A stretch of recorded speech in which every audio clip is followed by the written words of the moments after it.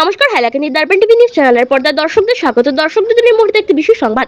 কাছাড় জেলার ধলাই সৌমিষ্টির গঙ্গানগরে গুলির যুদ্ধে হত 3 মার উগ্রপন্থী এবং আহত 3 পুলিশ কর্মী। ধলাইয়ের আমরাঘাট কৃষ্ণপুরের গঙ্গানগর এলাকা থেকে গ্রেফতার করা হয় 3 উপজাতি উগ্রপন্থীকে।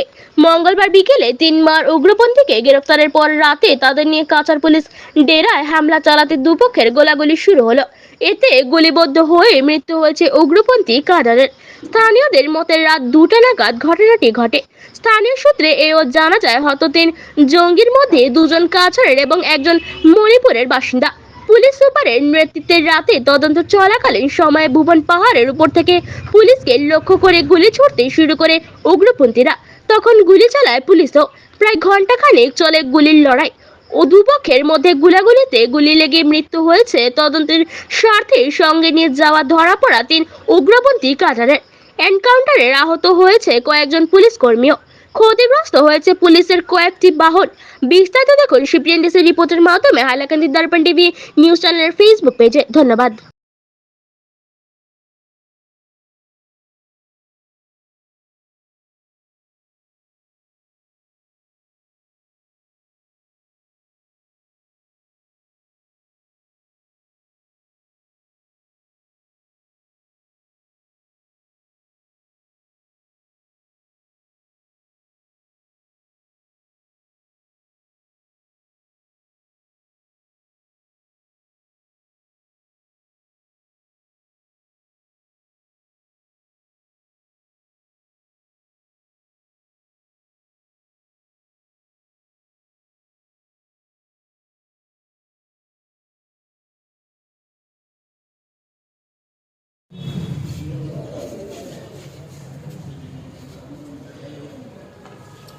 যোৱাকালি আমি এটা বিশেষ খবৰ সূত্ৰে লাভ কৰিছিলোঁ যে কচুদৰম অঞ্চলৰ কৃষ্ণপুৰ অঞ্চলত 3 জন আৰ্ম কেডাৰৰ মুভমেণ্ট আছে আৰু সেইফালে তেওঁলোকে সীমান্তৱৰ্তী চুবুৰীয়া জিলাৰ মাজেদি তেওঁলোকে আমাৰ জিলাত সোমাবৰ কাৰণে তেওঁলোকে চেষ্টা কৰিছে।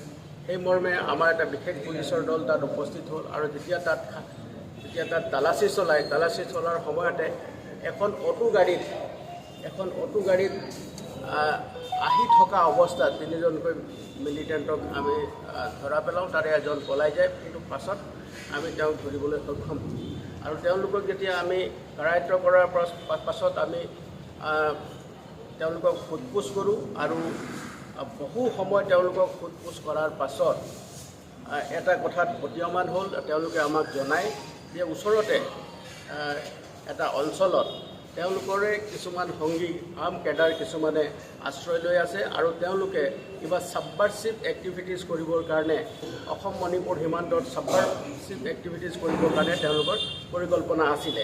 গতিকে সেই মৰ্মে এটা বিশেষ অপাৰেশ্যন প্লেন কৰা হ'ল আৰু আজি পুৱতি নিশা আমাৰ সেই এটা বিশেষ অপাৰেশ্যন তাত সেই অঞ্চলত ভুৱন পাহাৰৰ পাদদেশত এই অপাৰেশ্যনটো আমাৰ চলিছিলে আৰু সেই অপাৰেশ্যনৰ কালত যেতিয়া আমাৰ আৰক্ষীৰ দল তাত উপস্থিত হয়, সেই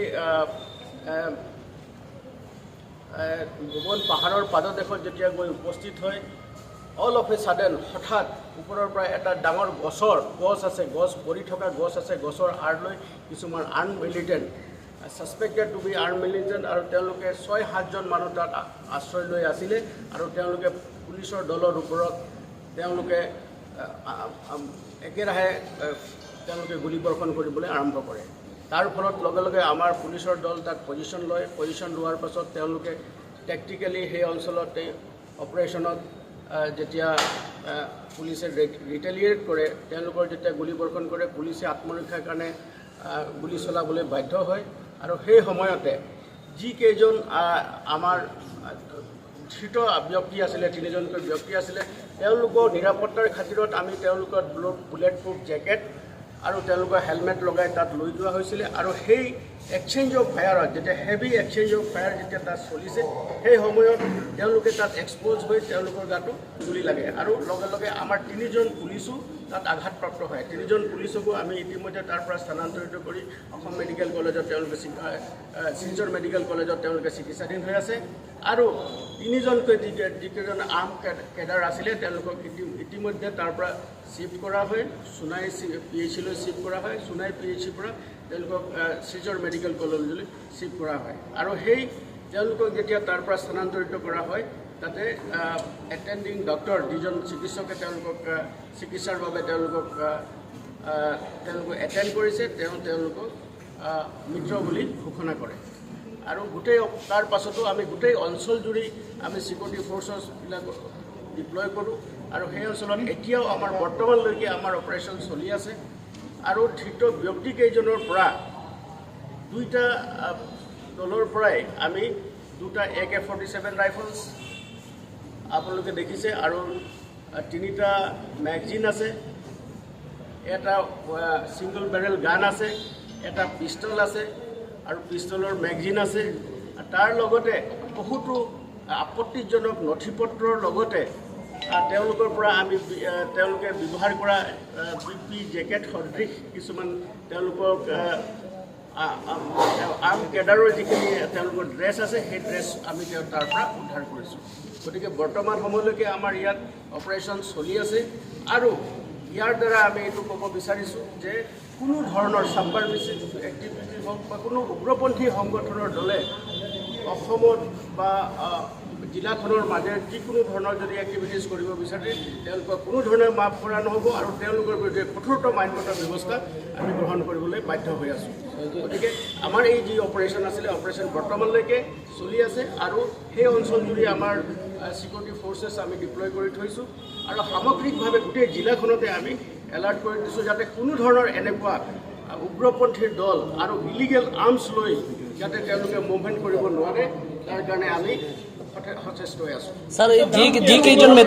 আমাৰ এতিয়ালৈকে অনুসন্ধান চলি আছে তেওঁলোকক, কিন্তু প্ৰাৰম্ভিক তদন্তত তেওঁলোকক আমি গম পোৱা মতে তেওঁলোকে মাৰ উগ্ৰপন্থী সংগঠনৰ তেওঁলোকে সদস্য আৰু তেওঁলোকে ট্ৰেইন কেডাৰ আৰু তাৰে 2জন আমাৰ জিলাৰ ব্যক্তি আৰু এজন চুৰাচান্দপুৰ মণিপুৰৰ হয়। আচ্ছা ছাৰ, ভুৱন পাহাৰৰ যিটো ঘটনা ওপৰত যিটো এটেক হৈছে তেওঁলোকে এই মানে আন উগ্ৰপন্থীসকলে তেওঁলোকক মানে পলাই লৈ যোৱাৰ চেষ্টা কৰিছিল নেকি? আপোনাৰ তেওঁলোকে মানে যেতিয়া আমাৰ দল তাত উপস্থিত হৈছিলে আমাৰ পুলিচ বিষয়া গাড়ীত তেওঁলোকে গুলীবৰ্ষণ কৰিছে, ইনজিউৰ কৰিছে, আমাৰ মানুহে তাত দুখ পাইছে আৰু তাৰ লগতে তেওঁলোকে অমানৱিকভাৱে তেওঁলোকে আমাৰ পুলিচৰ দলক তেওঁলোকে ক্ষতিসাধন কৰিবৰ কাৰণে চেষ্টা কৰিছিলে আৰু পুলিচে নিজৰ নিৰাপত্তাৰ খাতিৰত পুলিচে ওলটাই ৰিটেলিয়েট কৰিবলৈ বাধ্য হ'ল আৰু তাৰ ফলত তেওঁলোকৰো কেইবাজন লোকক আঘাত লাগিছে বা গুলি লাগিছে বুলি আমি গম পাইছোঁ আৰু তেওঁলোকে আন্ধাৰৰ সুযোগ লৈ আৰু হিলি টেৰেইন আছে তাত যিটো অঞ্চল আছে আপোনালোকে দেখিব যে পুৰা আনইভেন তাত মানে ওখোৰা মোখোৰা ঠাই আৰু তাত হাবি আৰু এই আনইভেন টেৰেইনৰ সুযোগ লৈ এই 6 বা 7জনীয়া দলটো তাৰ পৰা পলাই যাবলৈ সক্ষম হৈছে আৰু সেই দলৰো কোনোবা ব্যক্তি 2-3জন ব্যক্তি গুলি লাগিছে বুলি আমি গম পাইছোঁ। 3জনৰ নাম কি আছে ছাৰ? 3জনৰ নাম বৰ্তমানলৈকে তেওঁলোকৰ কেডাৰত তেওঁলোকৰ যি সংগঠনৰ কি নাম আছিলে নাজানো, কিন্তু আমি যিখিনি তথ্য লাভ কৰিছোঁ বৰ্তমানলৈকে যি প্ৰাৰম্ভিক তদন্ত প্ৰথমজনৰ নাম হ'ল লালৱাঙুই মান, তেওঁ হ'ল 21 বছৰ আৰু তেওঁৰ পিতৃৰ নাম লালৰামেং মাৰ কে বেথেল ভুৱনখাল অঞ্চলৰ মানুহ আৰু দ্বিতীয়জন ব্যক্তি হ'ল লালবিকুং মাৰ 33 বছৰ বয়স।